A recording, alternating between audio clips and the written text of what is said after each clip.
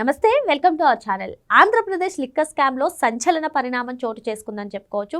మరి ఈ లిక్కర్ స్కామ్లో మద్యం పాలసీ అమల్లో కీలక పాత్ర పోషించినటువంటి వాసుదేవరెడ్డి, అదేవిధంగా సత్యప్రసాద్ ఇద్దరు కూడా అప్రూవర్గా మారినట్టుగా సమాచారం వస్తుంది. మరి వీళ్ళిద్దరూ అప్రూవర్గా మారితే ఈ కేసు జగన్మోహన్ రెడ్డి వరకు వెళ్లే అవకాశాలు ఎక్కువగా కనిపిస్తున్నాయా? మరి అంతిమ లబ్ధిదారుడు లేదంటే అంతిమ దోపిడీదారుడు ఎవరు? జగన్మోహన్ రెడ్డేనా? ఆ పైన ఇంకెవరైనా ఉన్నారా? ఏంటి అసలు ఏం జరుగుతుంది? మరి వీళ్ళిద్దరి పాత్రతో బిగ్ బాస్ వరకు చేరే అవకాశాలు ఉన్నాయా? తెలుసుకునే ప్రయత్నం చేద్దాం. దీన్ని విశ్లేషించడానికి మనతో పాటుగా ఉన్నారు సీనియర్ జర్నలిస్ట్ దుర్గకుమార్ గారు. నమస్తే సార్. నమస్తే శ్రావణి. ఏపీ లిక్కర్ స్కామ్ లో సిట్ చాలా దూకుడుగా వ్యవహరిస్తుంది. కాకపోతే 2-3 నెలలుగా కొంచెం చతికిలబడింది. మరి దీని నుంచి అంత అప్డేట్లు రావట్లేదు అని చెప్పి చాలా మంది చెప్తూ ఉన్నారు. కొందరైతే కాంప్రమైజ్ అయిపోయిందని కూడా చెప్పేశారు సార్. కానీ ఇప్పుడు కీలకంగా ఎవరైతే వాసుదేవరెడ్డి, అదేవిధంగా సత్యప్రసాద్ ఈ మద్యం పాలసీ అమలులో తమదైన శైలిలో వర్క్ చేశారో వాళ్ళిద్దరు కూడా అప్రూవర్గా మారడం, ఈ స్కామ్ కానివ్వండి, లేదు అంటే సిట్ విచారణ కానివ్వండి, దీని అందరినీ కూడా యూటర్న్ తీసుకునే విధంగా చేసింది. మరి మొత్తంగా అంతిమ లబ్ధిదారుడు లేదు అంతిమ దోపిడీదారుడు వరకు కూడా త్వరలోనే చేరబోతుంది వీళ్ళిద్దరు ఇచ్చినటువంటి స్టేట్మెంట్తో అని కొందరు చెప్తున్నారు. అసలు వీళ్ళిద్దరూ అప్రూవర్గా మారడం జగన్మోహన్ రెడ్డి వరకు చేరే అవకాశాలు ఉన్నాయంటారా? జగన్మోహన్ రెడ్డి గారి అంచనాలన్నీ కూడా తారుమారైనాయమ్మా. ఒకటి, ఆయన ఒక 30 సంవత్సరాల పాటు అధికారంలో ఉంటాన్ని వేసుకున్న అంచనా ఎంత తలకిందులయ్యిందో, అట్లాగే ఈ కుంభకోణాలు కూడా జాతీయ స్థాయిలో చేసిన కుంభకోణాలు 5 సంవత్సరాల పాటు నిరాటంకంగా జరిగినాయి. తర్వాత ఆయన ఇంకోటి ఏమనుకున్నారంటే, ఈ కుంభకోణాలు ఎట్టి పరిస్థితుల్లోనూ బయట పడవు అనే ఉద్దేశం మీద ఉన్నాడు. ఒకవేళ బయట పడతాయి అనుకున్నప్పుడు కూడా ఎవరైతే ఈ కుంభకోణాల్లో ముఖ్యులు ఉన్నారో వాళ్ళందరికీ కూడా వార్నింగ్లు ఇచ్చారు. మీరు గనక ఈ ఇందులో కుంభకోణ వివరాలు గనక ఈ విచారణ సంస్థలకి చెబితే ఆ రోజుతోనే మీ జీవితం ముగిసిపోయినట్టేనని. అది మనం చెప్పటం కాదు, రాజకేష్ రెడ్డి తర్వాత వాసుదేవరెడ్డి ఎవరైతే ఈ లిక్కర్ స్కామ్లో ఉన్నారో అప్పుడు పోలీసులు అరెస్ట్ చేసినప్పుడు ఇంట్రాగేట్ చేస్తున్నప్పుడు వాళ్ళు చెప్పింది ఏంటంటే, మాకు ఇంతకన్నా మించి కనుక మేము చెబితే ఇక ఇది ఆఖరి రోజు మాకు అట్లాంటి హెచ్చరికలు ఉన్నాయి కాబట్టి మేము ఎట్టి పరిస్థితుల్లోనూ ఇంతకు మించి వివరాలు చెప్పలేము, ఏమైనా జరగనివ్వండి అనేసి మొండికేసి కూర్చున్నారు. మొండికేసి కూర్చున్న తర్వాత ఇప్పుడు కాలక్రమేణా ఇప్పుడు ఐసులాగా కరిగినట్టు ఇప్పుడు ఈ అంతిమ లబ్ధిదారు వేరే వాళ్ళు ఉన్నారు. వీళ్ళకి వచ్చింది కొంతవరకు బెనిఫిట్ అయిన మాట వాస్తవం. ఆ కొంతవరకు బెనిఫిట్ అయిన దానికి పెద్ద మూల్యం వీళ్ళు చెల్లించకూడదు. ఎవరు ఎంత తిన్నారో అంత మూల్యమే చెల్లించాలి. అల్టిమేట్గా ఎక్కువ తిన్న వాళ్ళ బాధ్యతని, నేరాన్ని వీళ్ళు నెత్తి మీద వేసుకుంటే వీళ్ళకి పడే శిక్ష కానీ వీళ్ళకి జరిగే నష్టం కానీ ఎక్కువ. అసలు లబ్ధిదారు చేతులు ఊపుకుంటే వెళ్ళిపోయే పరిస్థితి ఉంది. కాబట్టి ఇప్పుడు వాళ్ళల్లో కొంత లోన పునరాలోచన మొదలైంది. మనం ఎందుకు ఇట్లాంటి పెద్ద శిక్షను మనం తీసుకోవాలి, ఎంత తిన్నామో అంతే చెప్పేస్తే అయిపోద్ది, ఆ మేరకు శిక్ష పడి బయటకు వస్తాము అనే ఒక ఉద్దేశంతో ఇవాళ వీళ్ళు అప్రూవర్గా మారినట్టు కోర్టు ముందు చెప్పారని కూడా బయటకు వస్తుంది. ఒకవేళ కనుక అప్రూవర్స్గా మారితే ఖచ్చితంగా ఈ కుంభకోణంలో ఎంత డబ్బు ఇన్వాల్వ్ అయిందనేది తెలుస్తుంది. ఎందుకంటే ఎండీగా వ్యవహరించిన వాసుదేవరెడ్డి యాక్చువల్గా అసలు రాష్ట్ర సర్వీసులకు చెందిన వ్యక్తి కూడా కాదు, బేవరేజెస్ కార్పొరేషన్ ఉద్యోగి కాదు. ఆయన రైల్వే ట్రాఫిక్ అఖిల భారత సర్వీస్కి చెందిన వ్యక్తి. ఆయన్ని డిప్యుటేషన్ మీద తీసుకొచ్చి ఇక్కడ మనం చేసే అక్రమాలకి అన్నిటికీ కళ్ళు మూసుకుని సంతకం పెట్టే వ్యక్తి. సార్, ఇక్కడ కీలక అంశం ఉంది సార్. మీరు చెప్పినట్టుగానే డిప్యుటేషన్ మీద ఎక్కడో రైల్వేలో పనిచేసినటువంటి వ్యక్తిని తీసుకొచ్చి ఇక్కడ పెట్టారు అంటేనే వాసుదేవరెడ్డి చాలా కీ రోల్ ప్లే చేసి ఉంటాడని మనకు తెలుస్తుంది. మరి అటువంటి కీ రోల్ ప్లే చేసినటువంటి వ్యక్తి ఈరోజు అప్రూవర్గా మారితే ఈ కేసు ఎక్కడి వరకు దారితీస్తుంది అంటారు? అంతిమ లబ్ధిదారు ఎవరనేది అసలు ఇప్పుడు వీళ్ళు చేసిన అక్రమాలన్నీ బయట పెడతారు. ఎంత వసూలు చేశారు, ఎట్లా వసూలు చేశారు, మోడస్ ఆపరెండి ఏ విధంగా జరిగింది, అసలు ఎంత వాల్యూమ్ ఆఫ్ బిజినెస్ జరిగింది, ఏ బేవరేజెస్లరీస్ ఎంత సప్లై చేసినాయి, వీళ్ళకి సప్లై చేసిన రేట్ ఎంత, వీళ్ళు అమ్మిన రేట్ ఎంత, వీళ్ళు డిస్టిలరీస్కి పే చేసిన రేట్ ఎంత, ఒరిజినల్గా అండర్ రేట్తో వాళ్ళు తీసుకున్నారు వేరెస్ట్ మినిమంతో, కానీ వీళ్ళున్నంత వరకు హైయెస్ట్ పే చేశారు. దాన్ని కిక్ బ్యాక్స్ రూపంలో వీళ్ళు మళ్ళీ తీసుకున్నారు.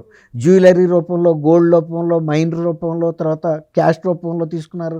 కొన్ని రియల్ ఎస్టేట్ ప్లాట్ల రూపంలో తీసుకున్నారు. అనేక రకాలైనటువంటి జరిగిన కుంభకోణం మొత్తం డీటెయిల్స్ బయటకు వస్తాయి. ఇంకోటి ఏంటంటే, వాసుదేవరెడ్డి కేంద్ర ప్రభుత్వం సర్వీస్ నుంచి వచ్చినా కూడా ఇక్కడ చేసే ఈ అక్రమాలు చాలా భారీ స్థాయిలో ఉన్నాయనేది ఆయనకు తెలుసు. ఒకవేళ కనుక నేను పేరెంట్ డిపార్ట్మెంట్కి వెళ్ళిపోయినా కూడా ఈ కుంభకోణం కనుక బయటపడితే అది అక్కడ కూడా నాకు చుట్టుకుంటుంది అనే ఉద్దేశం మీద వీలున్నంత వరకు ఆయన మేజర్ బాధ్యతలు తీసుకోవాలా. సత్యప్రసాద్ తీసుకున్నాడు. సత్యప్రసాద్ ఎందుకు తీసుకున్నాడంటే సత్యప్రసాద్కి ఒక ఆశ పెట్టారు, నువ్వు వాసుదేవరెడ్డి చెప్పిన పనులన్నీ చెయ్యి, నువ్వు కనుక చేసి సంతకాలు పెడుతుంటే నిన్ను స్పెషల్ ఆఫీసర్గా పెడతాము, నిన్ను కన్ఫర్డ్ ఐఏఎస్ చేస్తాం, మాకు కేంద్రంలో మాకు మంచి వెయిట్ ఉంది, అవసరమైతే మేము డబ్బులు ఖర్చు పెడతాము, నీవు ఇప్పుడు ఇక్కడ మాకు చేయాల్సినవి అన్నీ నువ్వు వాసుదేవరెడ్డి సంతకం పెట్టినా పెట్టకపోయినా నువ్వే దానికి ఆథరైజేషన్ ఇస్తావు, నీకే స్పెషల్ ఆఫీసరే మెయిన్గా యాక్ట్ చేస్తాడన్నట్టు ఇచ్చారు. కాబట్టి ఆయన చాలా వాసుదేవరెడ్డి తెలివిగా ఏం చేశాడు, ఇక్కడ చేసిన తప్పులు ఎంటైతే పడతాయి కదా, చాలా వరకు ఇతనికి డిప్యూట్ చేశాడు ఆ రెస్పాన్సిబిలిటీస్ మొత్తం. సో సత్యప్రసాద్ మెయిన్ బాధ్యుడు అవుతాడు. అట్లా అని ఎండీగా ఉన్న వాసుదేవరెడ్డి పూర్తిగా నా బాధ్యత లేదంటానికి వీల్లేదు.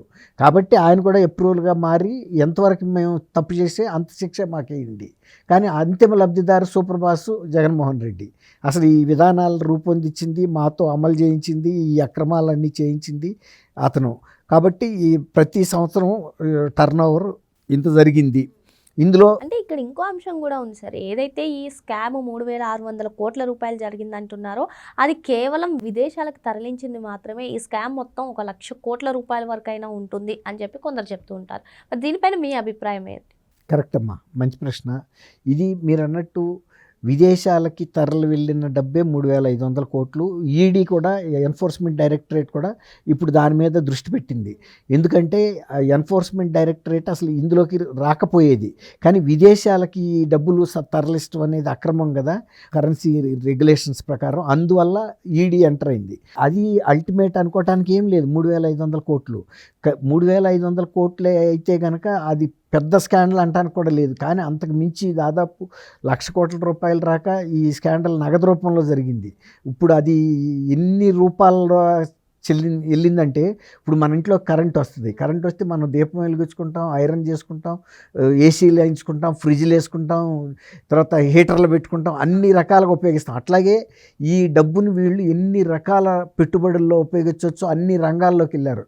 వీళ్ళకి ప్రవేశం ఉన్నా లేకపోయినా పెట్టుబడి పెట్టేస్తే అదే పెరుగుతుందని, అట్లా అన్ని రంగాల్లో పెట్టుబడి పెట్టిన డబ్బు మొత్తం కూడా లిక్కర్ స్కామ్లోదే.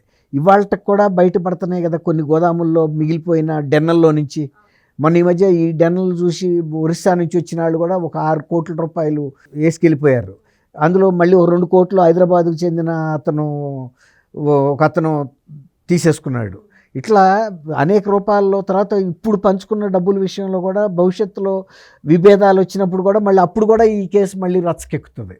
మేము ఆ రోజుల్లో ఇదిగో ఇంత చేశాము, పంచుకోవటంలో మాకు తేడా వచ్చింది, ఇప్పుడు మేము అట్లాంటి వివాదాలు కూడా ఇవాళతో అయిపోతున్నాయి అని అనుకోవటానికి వీల్లేదు. ఇప్పుడు మీరు అడిగారు అల్టిమేట్గా బాస్ ఎవరు, బిగ్ బాస్ అని. ఇప్పుడు బిగ్ బాస్ దగ్గరికే వెళ్తుంది అల్టిమేట్గా. ఎందుకంటే ఎండీ అండ్ స్పెషల్ ఆఫీసర్గా ఉన్న 2 వ్యక్తులు బేవరేజెస్ కార్పొరేషన్లో కీలకంగా అధికారికంగా బాధ్యతలు నిర్వర్తించిన వ్యక్తులు. అనధికారికంగా రాజకేశ్ రెడ్డో రాజశేఖర్ రెడ్డో ఇంకా చాలామంది చేశారు, కానీ అధికారికంగా వాళ్ళ చేతుల మీదుగా వీళ్ళు చేశారు, వీళ్ళు తెర వెనక ఉండి. కాబట్టి వాళ్ళు చెప్పేదే అల్టిమేట్. అంటే ఎంత జరిగిందనేది ప్రతిరోజు ఆంధ్రప్రదేశ్లో ఎంత డిస్టిలరీస్ నుంచి ప్రొడక్షన్ వచ్చేది, వాళ్ళ దగ్గర వీళ్ళ ప్రొక్యూర్మెంట్ రేట్ ఎంత తీసుకున్నారు, కానీ బేవరేజెస్ కార్పొరేషన్ ఎంత పే చేసింది, ఆ కిక్ బ్యాక్స్ రూపంలో ఎవరు వసూలు చేశారు, ఎంత వసూలు చేశారు, వీళ్ళకి ఎంత అందింది, బిగ్ బాస్కి ఎంత అందింది, ఇవన్నీ కూడా బయటకు వస్తాయి. అందులో ఇప్పుడు ఈ రాజకేశ్ రెడ్డి పాత్ర ఏంటి, ఇతరులు దాదాపు ఒక 40 మంది దాకా ఇప్పుడు ఉన్నారు కదా, చెవిరెడ్డి భాస్కర్ రెడ్డి కానీ మోహిత్ రెడ్డి, వీళ్ళందరి పాత్రలు వాళ్ళు చెబుతారు ఎవరెవరు ఈ డెన్నలకి వీళ్ళు ఎట్లా సప్లై చేశారు, ఎండీలు స్పెషల్ ఆఫీసర్లు అక్కడి నుంచి ఎట్లా వెళ్ళినాయి, అందులో వీళ్ళకి ఎంత ముట్టింది. ఇప్పుడు కిందసారి వాసుదేవరెడ్డి ఇంటి మీద దాడి చేసినప్పుడు ఇంటి సొరుగులు టేబుల్స్ లాగితేనే కొన్ని కిలోల బంగారం కొన్న రసీదులు కనిపించినాయి అని చెప్తున్నారు. అట్లాగే అవి కాకుండా మీరు ఏ రూపాల్లో తీసుకున్నారు, మీరు ఎక్కడ ఇన్వెస్ట్మెంట్లు పెట్టారు, అవన్నీ కూడా తీస్తారు. ఇప్పుడు రాజకేశ్ రెడ్డికి సంబంధించిన ఆస్తులు ఎలా సీజ్ చేస్తున్నారు, వీళ్ళ ఆస్తులు కూడా చెవిరెడ్డి భాస్కర్ రెడ్డికి ఇచ్చారు కదా, వాళ్ళ కుటుంబ సభ్యులు బినామీలు అన్నీ. అట్లాగే వీళ్ళు కూడా వీళ్ళు ఎందుకుని బయటపడ్డారంటే వీళ్ళు గవర్నమెంట్ ఆఫీసర్స్, వీళ్ళు అల్టిమేట్ లబ్ధిదారులు అయితే కాదు, వీళ్ళు తులమో ఫలమో తీసుకున్న వ్యక్తులే తప్ప అసలు అదంతా ఇప్పుడు సిద్ధం సభలకు వాడిని, ఎలక్షన్కి వాడిని, మెయిన్గా వాళ్ళు ఆడుకున్నారు. అవి కాకుండా కూడా అసలు డబ్బులంతా ఇప్పుడు తేనె పట్టులో తేనె ఉండే భాగం ఒకటి ఉంటుంది, పురుగుల తుట్టు ఒకటి ఉంటుంది. పురుగుల తుట్టులో తీసుకున్న తేనె తప్ప వీళ్ళది అసలు తేనె అంతా వాళ్ళు తీసుకున్నారు. కాబట్టి అదే చెబుతారు. ఆ వాస్తవాలే చెప్పినప్పుడు బిగ్ బాస్ని కూడా రేపు పిలిపించి ఏ రూపంలో ఇచ్చారు ఏంటనేది చెప్పిన తర్వాత అప్పుడు వాళ్ళు కూడా ఏ బినామీ అకౌంట్లో వేశారో అవన్నీ బినామీలను పిలిస్తే వాళ్ళేమి ఇన్కమ్ ట్యాక్స్లు ఇవన్నీ కట్టరు కదా. అసలు నీకు ఈ డబ్బులు ఎట్లా వచ్చినాయి అని అంటే ఏం చెబుతారు? మొన్న చిన్నప్పని ఏం చెప్పగలిగాడు? 65 లక్షలు నీకు పని బాగా వస్తే నీ శాలరీలో అలవెన్స్లు వస్తాయి అడిగారు కదా సిట్టు లడ్డు కల్తీ విషయంలో. నీకు 6 కోట్ల రూపాయలు ఎవరి నుంచి వచ్చినాయి అంటే ఆయన చెప్పగలిగాడా? సేమ్ ఇది అదే పరిస్థితి ఉంటుంది. ఒకవేళ బినామీ పేర్లు చెప్పి తప్పుకోవడానికి ప్రయత్నించినా బినామీలు కూడా తీసుకొస్తారు. అంతకుముందు అసలు ఎప్పుడైనా వీళ్ళకి అకౌంట్లో ఇంతంత డబ్బులు ఉన్నాయా, అసలు వీళ్ళు ఏం వృత్తి చేస్తారు, వ్యాపారం చేస్తారు? సపోజ్ అసలు అంతకుముందు వాళ్ళకి సేవింగ్స్ బ్యాంక్లో ఏ 1000 2000 మించి లేని వ్యక్తులకు దాని దగ్గర 10 కోట్లలో డబ్బులు 100 కోట్లలో పడితే ఎవరికైనా అనుమానం వస్తుంది కదా. కాబట్టి బిగ్ బాసే దీనికి పూర్తి బాధ్యత వహించాల్సి వస్తే జగన్మోహన్ రెడ్డి గారు దీని నుంచి తప్పుకోలేడు. ఎందుకంటే ఇది దేశంలో జరిగిన అతిపెద్ద కుంభకోణాల్లోనే ఇదే మేజర్ అని చెబుతున్నారు. ప్రధానమంత్రి మోడీ గారు కూడా ఒప్పుకున్నాడు కదా, చెప్పాడు కదా. ఇప్పుడు ఆయనకి సమాచారం అన్ని రాష్ట్రాల నుంచి వస్తుంది కదా, ఎక్కడ ఏ కుంభకోణం జరిగినా. కానీ ఇది ఇంత పెద్ద కుంభకోణం జాతీయ స్థాయిదని ఆ రోజు ఎన్నికల ముందు చెప్పాడు, చాలా క్యాజువల్గా చెప్పాడు. ఆయన మీద వ్యతిరేకత కూడా చెప్పాల, అంత కుంభకోణం జరిగింది అని చెప్పాడు. కానీ మధ్యతరగతి ప్రజలు కింద తరగతి ప్రజల నుంచే ఈ డబ్బు మొత్తం పిండుకున్నారు. ఆ ఎఫెక్ట్ వాళ్ళకి ఎన్నికల్లో వాళ్ళకే కనపడింది. మరి లిక్కర్ స్కామ్లో ఇది ఒక కీలక పరిణామమే అని, ఎందుకంటే అధికారులుగా పనిచేసినటువంటి వాసుదేవ్ రెడ్డి, సత్యప్రసాద్ అప్రూవల్గా మారడం అంటే ఈ కేసు జగన్మోహన్ రెడ్డి వరకు కూడా అతి త్వరలోనే వచ్చే అవకాశాలు ఎక్కువగా కనిపిస్తున్నాయని దుర్గా కుమార్ గారు చెప్తున్నారు. మరో అంశంతో మళ్ళీ కలుద్దాం. Thank you sir. Thank you అమ్మ శ్రావణి. మనం